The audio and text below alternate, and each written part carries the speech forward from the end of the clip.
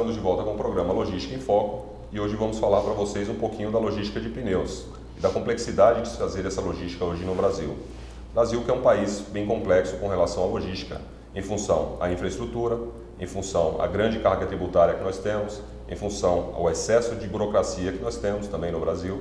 E hoje nós vamos falar com Paulo Greco, que é gerente sênior de supply chain da Titan Pneus, uma das maiores produtoras de pneus e de pneus agrícolas do mundo. Paulo, seja bem-vindo. Obrigado por ter aceito o nosso convite. Eu acho que primeiro você podia falar um pouquinho para a gente da sua experiência. Fala um pouquinho do Paulo profissional, um pouquinho da experiência, como você começou aí no setor logístico e um pouquinho do que você está fazendo hoje. Ok, é um prazer estar aqui com você, Anderson. Inicialmente, eu trabalho na indústria há 31 anos, sou engenheiro mecânico, tenho uma pós-graduação em logística, tenho um MBA cursado nos Estados Unidos. Eu trabalhei inicialmente em algumas multinacionais, trabalhei por 20 anos na Cofap, que depois virou Magneti Marelli. Nesse período eu tive também a oportunidade de trabalhar por 6 anos numa fábrica de amortecedores da Cofap nos Estados Unidos, onde foi a grande alavancagem que eu tive no segmento de logística, onde eu consegui entender melhor as necessidades, porque a gente tinha uma interação muito grande com o Brasil. Abastecíamos a Chrysler nos Estados Unidos, 6 diferentes fábricas, uma no Canadá, 3 nos Estados Unidos e 2 no México, just in time. Então, foi uma dinâmica muito grande, né? Trabalho fácil, pelo jeito, né? É, uma coisa assim, coisa que realmente no começo tivemos bastante problema, mas que a gente vai aprendendo, vai evoluindo e realmente não é um serviço para qualquer amador, né? Tem que ser coisa para gente com experiência, até você dominar toda o conceito, né? E você poder atender just in time sem você ser penalizado ou paralisar uma linha de produção, como ocorreu no começo, né? Trabalhei também no segmento de serviço por um tempo, onde trabalhei com grandes empresas também, como Siemens, atendi a Petrobras no maior almoxarifado que ela tem, que é na Bacia de Campos, né, que fica em Macaé. Trabalhei também com a PepsiCo, que é um outro ramo, né, de alimentos, que é uma logística totalmente distinta, né, daquilo que você consegue imaginar como indústria, né? A gente pensa em manufatura, você pensa em aço, peças e alguma coisa um pouco diferente, né? A gente fala da complexidade, né? Eu costumo falar muito para as pessoas e a logística no Brasil, como ela ainda é nova no Brasil, né? A logística começou a se desenvolver mesmo no Brasil nos anos 90, né? E você pega nos grandes países do mundo, nos Estados Unidos, por exemplo, como você teve a experiência em trabalhar nos Estados Unidos, a logística já é conhecida desde os tempos de guerra, desde os tempos da independência dos Estados Unidos. E eu falo muito para as pessoas, às vezes as pessoas falam logística, e eu falo, pois é, a logística está no dia a dia das pessoas. Você vai num supermercado, para você, o simples ato de ir no supermercado exige toda uma estratégia logística, né? Porque se você não souber o que você vai comprar, se você comprar a mais, ele vai vencer e você vai perder e acaba perdendo dinheiro no final das contas. Se você comprar menos mercadorias que você precisa, você vai ter que voltar de novo para o supermercado. Então, exige um planejamento, né? Por mínimo que seja. Eu acredito que nos Estados Unidos seja até um pouco mais fácil se fazer logística do que no Brasil, até pelo conceito, porque as pessoas têm o conceito de logística já um pouco mais enraizado. E aí vem minha segunda pergunta, que eu acho que é bem importante. Qual é, no seu ponto de vista, o principal desafio de se fazer logística hoje no Brasil, né? Por todos esses problemas que nós temos aqui. Acho que tem diversos problemas aqui no Brasil, né? Um deles é infraestrutura, a gente tem problemas de sistema, de comunicação, as empresas não repassam essa informação para a cadeia de abastecimento delas, né? Então, você pensar como é que você fabrica um pneu, né? A grande maioria dos insumos que vão dentro de um pneu, eles são materiais importados, né? Só para se ter uma ideia do que representa, no caso da Titan, nós importamos por volta de 90 containers por mês, que nós trazemos pelo Porto de Santos, né? Esse material tem todo um fluxo, nós temos que passar por toda a burocracia de alfândega. Isso nos faz também que nós tenhamos um nível de inventário um pouco mais alto, porque no Brasil uma semana é uma greve padrão da Receita Federal, na outra semana é uma greve da Anvisa e assim vai. Né? E uma dos caminhoneiros, tudo acaba conspirando contra e que você não pode deixar desabastecido, né? Você não pode criar o que significa no jargão logístico, né? Você ter ruptura, né? Realmente você fala do setor automobilístico, né? As multas são gigantes, né? São, sem dúvida. Entregar né? o produto numa linha de abastecimento, numa linha de produção, as multas são gigantes. Além de você ter as multas, né, com as montadoras, você também tem a sua própria fábrica, né? Porque Sim. você tem toda a dinâmica de trabalho, né? Você tem o custo de mão de obra, toda aquela equipe sua para produzir. Se de repente você não deixa de faltar algum tipo de material, você vai ter que fazer depois hora extra ou vai ter algum outro custo adicional para você repor o que você perdeu, sem contar que você pode ter problema também de abastecimento com os grandes fabricantes, né, de equipamento original. Né? Hoje você é responsável pela América Latina, né, para toda a área de supply chain da Titãs Pneus da América Latina. Correto. Qual é, no seu ponto de vista, o principal desafio hoje da sua atividade? Porque a quantidade, você falou um pouquinho aí da quantidade de itens que vocês trabalham.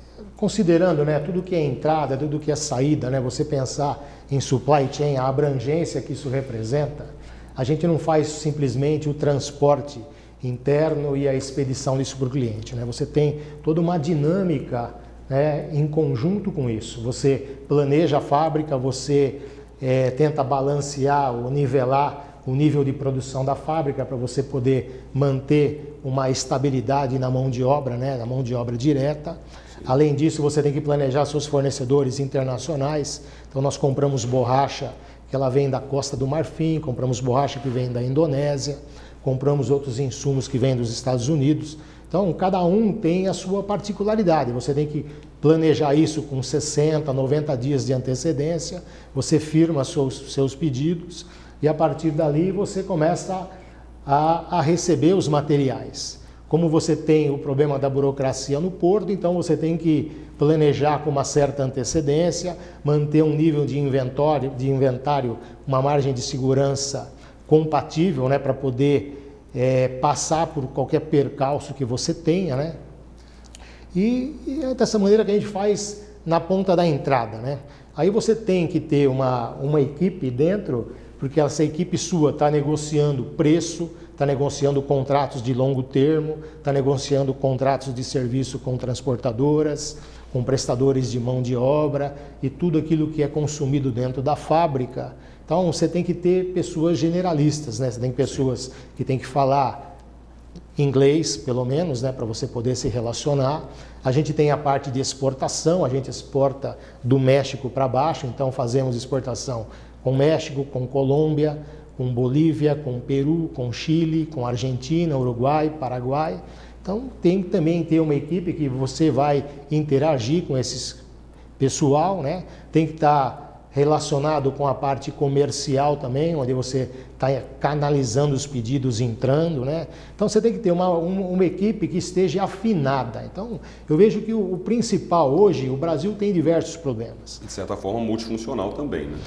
Sim, então, você tem que ter uma equipe multifuncional, uma equipe bem afinada, né, para poder atender toda essa demanda que você tem. Então a gente faz a parte de compra, não só de fornecedores locais, você faz compras de serviço, você faz contratos de longo prazo para comprar matérias-primas, né? Sim. E você tem que negociar também com armadores, você tem que negociar no porto, porque os custos logísticos que estão envolvidos no comércio de importação e exportação são muito grandes também. Logística é um gerador, eu costumo dizer, e as empresas veem muito assim, né? Logística é um gerador de custo.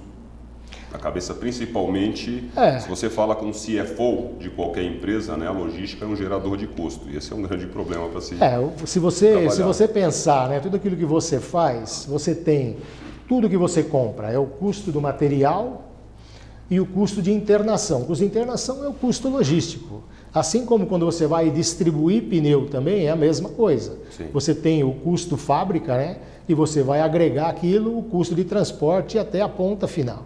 Sim. Isso é um outro lado, né? Então a gente tem um lado burocrático que é o porto, que atrapalha bastante a gente, e na outra ponta você tem que atender um cliente. Então nós atendemos grandes redes, atendemos por volta de 450 pontos de distribuição a nível nacional, Brasil, e tem lugares que são muito difíceis de você entregar o teu produto. Então, você também é medido Brasil, por né? isso. Não no Brasil, né? Não. No Brasil é tudo muito simples de se fazer. Né? Então, mas quando você pensa, vamos supor, uma coisa é você fazer logística pensando em São Paulo, o estado de São Paulo. Quando você começa a ter uma abrangência maior, né? Pega o estado de Minas, né? Que são pequenos municípios, você pega o norte de Minas, são pequeninos municípios que no final sem dúvida, né? Você tem, vamos supor, você tem grandes contas, onde você consegue levar uma quantidade grande, então você consegue formar uma carga, às vezes, você está fracionando essa carga num caminhão para entregar, mas você tem muitos clientes que estão comprando 2 pneus, 4 pneus, 6 pneus, e em lugares assim, bem longe. Então nós distribuímos, por exemplo, você imaginar, como é que é a logística terrestre, para você sair de São Paulo, onde é a nossa fábrica, e você, por exemplo, entregar pneu em Manaus.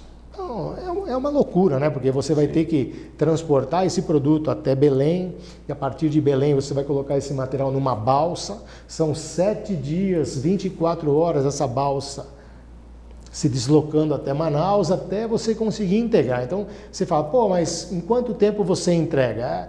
É complicado. Paulo, nós vamos encerrar o primeiro bloco aqui. No próximo nós vamos falar sobre roubo de cargas. Não saia daí, voltamos já.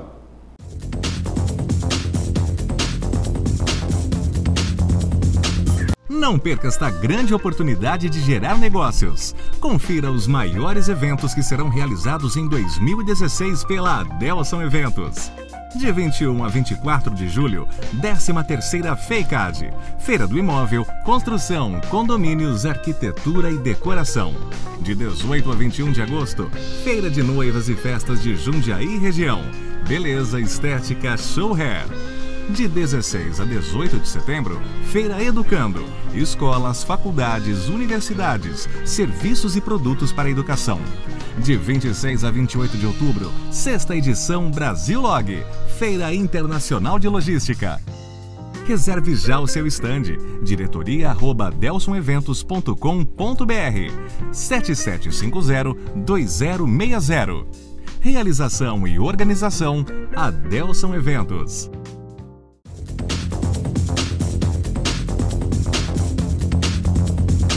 Estamos de volta com o programa Logística em Foco. Estamos aqui com Paulo Greco, gerente sênior de Supply Chain da Titan Pneus, e nós vamos falar agora um pouquinho sobre roubo de cargas. Paulo, esse é um problema crônico do Brasil e eu acho que em termos de economia é uma das atividades que mais crescem no Brasil hoje, né? Porque infelizmente o roubo de carga, inclusive na região de São Paulo, na região que nós temos aqui, até passando por Jundiaí, Anhanguera, Bandeirantes, as principais rodovias, a gente vê que o roubo de cargas no Brasil está aumentando bastante. Queria entender um pouquinho o que vocês fazem com relação, qual o trabalho que vocês fazem com relação a esse problema, até porque eu entendo que o pneu é um produto bem visado hoje para o mercado. Sem dúvida, o roubo de carga, e principalmente no nosso segmento, o roubo de pneu, é uma coisa que acontece com uma certa frequência. No nosso segmento, como a gente está muito mais focado com o pneu agrícola, pneu industrial, que é um pneu grande, é difícil de alguém roubar ou ter alguém na outra ponta já para comercializar, é um pouco mais difícil, mas acontecem roubos também. A gente sabe que a facilidade para o roubo é a distribuição, né? Não, sem dúvida. Quando você compara, né, por exemplo, com Goodyear, com Pirelli, quando eles fabricam pneus de passageiros, essa carga é muito mais visada. Sim. Porque eles já saem da fábrica, já deve ter alguém dentro da fábrica em combinação com a quadrilha, eles já sabem, fazem a interceptação no caminho e roubam a carga toda. O que a gente faz nós temos algumas regras que a gente segue, né? Por exemplo, nós temos uma apólice de seguro, onde o tomador do seguro é a Titan. Nós colocamos dentro dessa apólice os transportadores. Dentro dessa apólice a gente coloca também, dá o direito de regresso ao transportador. O que significa isso? A partir do momento que ele cumprir as regras básicas que estão estabelecidas num plano de gerenciamento de risco, então se porventura acontecer um sinistro, o transportador também se isenta. Está coberto. Ele está coberto e quem vai ser indenizado vai ser a Titan. Para isso, para o mercado, acaba sendo um diferencial, porque o que acontece? Quando eu estou vendendo o produto na ponta, para entregar ao cliente, se por acaso essa carga for roubada, na verdade, para o cliente, ele é transparente, ele nem percebe que foi roubada. Porque o que acontece? Nós vamos cancelar as notas fiscais que estavam dentro desse sinistro, vamos faturar novos pneus e o cliente vai ser atendido. O prejuízo momentâneo vai ser da Titan e, se porventura, pode ser do transportador, desde que ele tenha seguido todas as regras do gerenciamento de risco, né? O que engloba isso? Nós temos desde o cadastro do motorista, seja ele funcionário da transportadora, ou seja ele um agregado, ele também tem que ter esse cadastro. A frequência do cadastro é em função do tempo de casa que ele tem dentro da transportadora. Nós temos uma empresa de gerenciamento de risco que fica permanentemente dentro da operação nossa. Eles fazem o cheque do caminhão, eles checam o sinal do rastreador do caminhão também, que é um item obrigatório. E a partir do momento que você carrega, tem o faturamento, esse caminhão ele é liberado, é seguido, né? Ele é rastreado por todo o trajeto, desde a saída da nossa fábrica até o ponto de destino. Caso essa carga também sofra transbordo por algum motivo, então esse sinal também ele passa do primeiro veículo para o segundo veículo, e ele é controlado pelas notas fiscais e pelo número do conhecimento de transporte associado a elas. Então, existe uma regra bem estabelecida, a gente segue isso de perto, porque não com uma frequência muito grande as nossas cargas acabam sendo também subtraídas, mas quando ocorre a gente tem que ter certeza que nós vamos ser ressarcidos desse prejuízo, né? Bem administrado, a dificuldade aumenta muito, principalmente para as quadrilhas. E a gente vê certamente, que né? Isso se traduz... a gente falou de problemas aqui no início da nossa conversa, né? Infraestrutura, a carga tributária e mais um monte de coisas. Roubo de carga é um deles, que isso se traduz em custo, né? O custo aumenta absurdamente. Sem dúvida. E quando você vai, né? Vamos supor, você tem a lei do caminhoneiro, onde ele pode dirigir por 8 horas por dia e pode fazer no máximo 2 horas extras, né? Então, o nosso gerenciamento de risco também estabelece em cada rota onde ele vai percorrer os lugares onde ele tem que pernoitar. Correto. Só que quando você compara isso, né, com aquilo que você tem como infraestrutura, por exemplo, nos Estados Unidos ou na Europa, é uma coisa assim, é vergonhoso aquilo que nós temos aqui, né? Então, por exemplo, o caminhoneiro para em qualquer lugar, porque você não tem um lugar próprio, né, seguro, onde ele possa estar estacionando o veículo dele, onde ele possa, por exemplo, estar usando o banheiro, estar tomando um banho, ou um lugar onde ele possa fazer uma refeição decente. Não existe isso, né? Na Europa, nos locais que eu conheço, e prestei muita atenção na logística, na infraestrutura logística desses locais, na Alemanha e na França, por exemplo, a cada 50 quilômetros você tem toda uma estrutura para o motorista, e onde tem inclusive churrasqueiras, banheiros, locais inclusive para dormir. Sem dúvida. Os fatos que ele vai ali, ele passa um cartão, ele abre a porta, ele pode descansar. E aqui quando a gente fala, quando a gente vai para Norte, Nordeste... Nos Estados Unidos acontece a mesma coisa, né? Acontece a mesma coisa. E aí vem um pouquinho da pergunta, você teve uma boa experiência, uma grande experiência trabalhando fora, acho que não foi só nos Estados Unidos, né? E eu queria que você fizesse rapidamente uma comparação. Como é que você compara aí claro, toda a experiência, você falou um pouquinho da experiência que você teve, mas a comparação do que você fez lá com o que você está fazendo hoje aqui no Brasil? Olha, o que eu procuro fazer, da maneira com que eu procuro seguir, eu tento seguir mais ou menos aquilo que eu fazia, ou a seriedade que o americano tem para fazer negócio. Trabalhei muito com pessoas na Itália, com pessoas na Alemanha também. Então, você tem uma seriedade um pouco maior naquilo que, da maneira, não diria talvez seriedade, mas o profissionalismo dessas pessoas é um pouco maior. Não tem aquele jeitinho, né? Não te entrego hoje, mas um tapinha nas costas, te entrego amanhã. Amanhã, 6 Com horas esse da manhã, pessoal não tem esse tipo de conversa, né? Você tem, por exemplo, a gente abastecia 6 fábricas da Chrysler, meu amigo, e tinha que abastecer. Então você era medido pelo seu desempenho. O caminhão chegava, tinha a janela de carregamento, a partir do momento que ele dava a entrada na sua na sua fábrica, você tinha 30 minutos para devolver o caminhão carregado e ele ir embora. Quantas vezes o veículo entrava, às vezes a carga não estava pronta, o caminhão simplesmente vai embora. É interessante o que você falou, né? O jeitinho brasileiro, eu acho que não é nem o jargão, né? Na realidade é como funciona em muito, não só a gente está falando de logística, mas funciona em qualquer atividade no Brasil e isso dificulta bastante. Eu acho que em vez de ser um facilitador, acho que isso a gente sabe que se você não faz bem feito, você pode ter um atalho para fazer. Acho que tudo isso tem custo, né? Tudo isso leva um desgaste. Acho que a gente não deveria pensar dessa maneira. A gente deveria ter eu recebo uma programação de entrega, eu deveria estar fazendo, porque se eu cumprir dentro dessa programação, o meu custo é o menor possível, sim, eu não tenho retrabalho, tá certo? Para com isso. Esse é um lado. Eu também tive oportunidade, eu também morei 1 ano na Polônia. Eu também morei no sul da Polônia, numa cidade que chama Bielsko-Biała. E próximo dali tem uma outra cidade que chama Tychy, tem uma fábrica da Fiat. Eu fui trabalhando pela Magnete Marelli e nós abastecíamos essa fábrica de Tychy no sul da Polônia. E é a mesma coisa, também é uma fábrica de amortecedores, onde eu fui trabalhar.